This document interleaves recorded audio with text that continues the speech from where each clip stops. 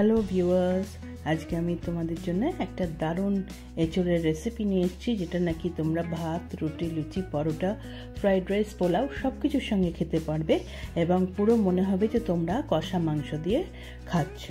এটা হচ্ছে মাংসের চর্বি দিয়ে এঁচোড়ের ডালনা বা কালিয়া যাই বলো। এটা কিন্তু এত খেতে ভালো হয়েছে, কি বলবো, মুখে যেন লেগে রয়েছে।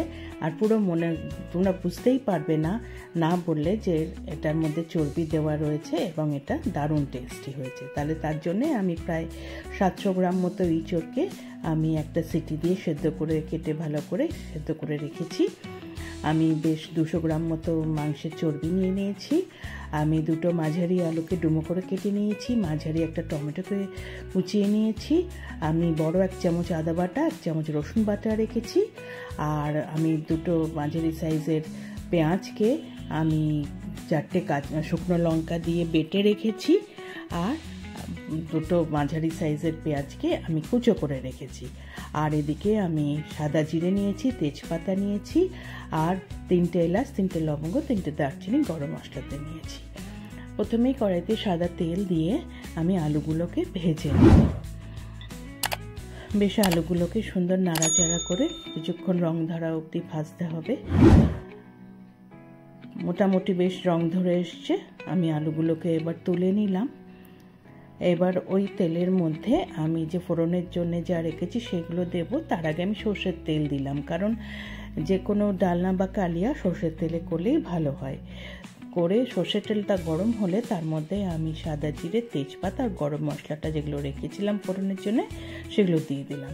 সেগুলো একটু ভাজা ভাজা হলে তার মধ্যে পেঁয়াজ কুচোটা আমি দিয়ে দিলাম।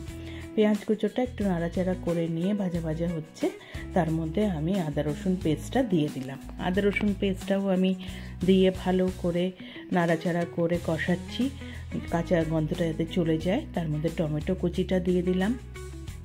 টমেটো কুচিটাকেও সুন্দরভাবে মিশিয়ে নিলাম।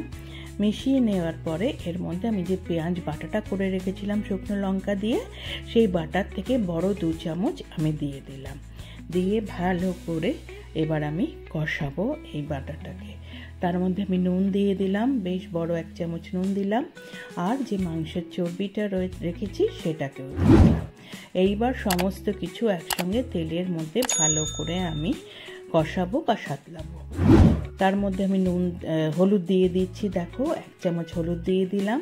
দিয়ে এবার সমস্ত কিছু দিয়ে বেশ কিছুক্ষণ ধরে তেল ছাড়া অবধি আমাকে কষাতে হবে।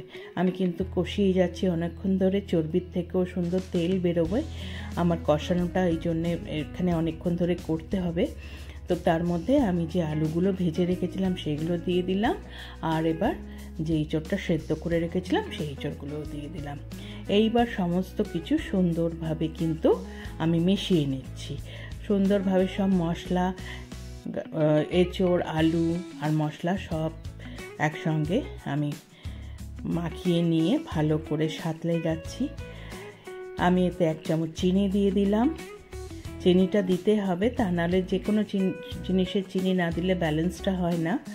তো চিনিটা দিয়ে এবার চিনিটাকেও মিশিয়ে নিলাম। নিয়ে এবার আমি ঢাকা দিয়ে আমি প্রায় 3-4 মিনিট রাখলাম। ঢাকা খুলেছি। আমার কষানোটা সব মশলা সব কিছু ভালো করে কষে লেগে গেছে, সুন্দর মশলাটা কষানো হয়ে গেছে। এবার আমি এতে জল দিয়ে দেবো। আমি কিন্তু বেশ বড় 1 কাপ জল দিয়ে দিলাম। আমি বেশি ঝোল এঁচোড়ের ডালনা বা কালিয়া রাখি না, আমি মাঝামাঝি রাখি, তো মোটামুটি ঝোল থাকে। তোমরা যদি বেশি ঝোল রাখো আরও বেশি জল দেবে। দিয়ে আমি ভালো করে মিশিয়ে নিয়ে আমি আবার ঢাকা দিয়ে 5 থেকে 6 মিনিট হতে দেব। 6 মিনিট পরে আমি ঢাকা খুলেছি। মোটামুটি আমার রান্না কিন্তু হয়ে গেছে। দারুণ সুন্দর গন্ধ বেরোচ্ছে। সব কিছু একসাথে মিশিয়ে নিলাম। মিশিয়ে নিয়ে এইবার আমি বড় 1 চামচ গরম মশলার গুঁড়ো দিয়ে দিলাম। গরম মশলার গুঁড়োটাও বেশ সুন্দর নাড়িয়ে চাড়িয়ে সব কিছুর সঙ্গে মিশিয়ে নিলেই কিন্তু মোটামুটি আমার রান্না হয়ে গেছে। গ্যাস বন্ধ করে ঢাকা দিয়ে আমি স্ট্যান্ডিং টাইমে রেখে দিলাম 5 মিনিট। তারপরে ঢাকা খুলেছি। আমার এই মাংসের চর্বি দিয়ে এঁচোড়ের ডালনা একদম রেডি টু সার্ভ। আমি একটা সার্ভিং বলে সার্ভ করে দিচ্ছি। আমি গরম ভাতের সাথে এটা সার্ভ করবো এবেলা, এবং রাত্রিরেও এটা পরোটা দিয়েও কিন্তু আমি সার্ভ করব। এবং এটা খেতে কিন্তু দুর্দান্ত টেস্টি হয়েছে। তোমরা একবার এইভাবে করে খেয়ে দেখো, দারুণ হয় খেতে। আশা করি রান্নাটা তোমাদের ভালো লেগেছে। আর যদি ভালো লেগে থাকে একটা লাইক করো, কমেন্ট করো, শেয়ার করো। আর যারা এখনও আমার চ্যানেলটা সাবস্ক্রাইব করোনি প্লিজ সাবস্ক্রাইব করে দিও। পাশে থাকা বেল আইকনটা প্রেস করবে, তাহলে আমার তৈরি সমস্ত রান্নার নোটিফিকেশন তোমাদের কাছে পৌঁছে যাবে। আবার নতুন রান্না নিয়ে আসবো। আজকে চলি, তোমরা ভালো থেকো, টাটা।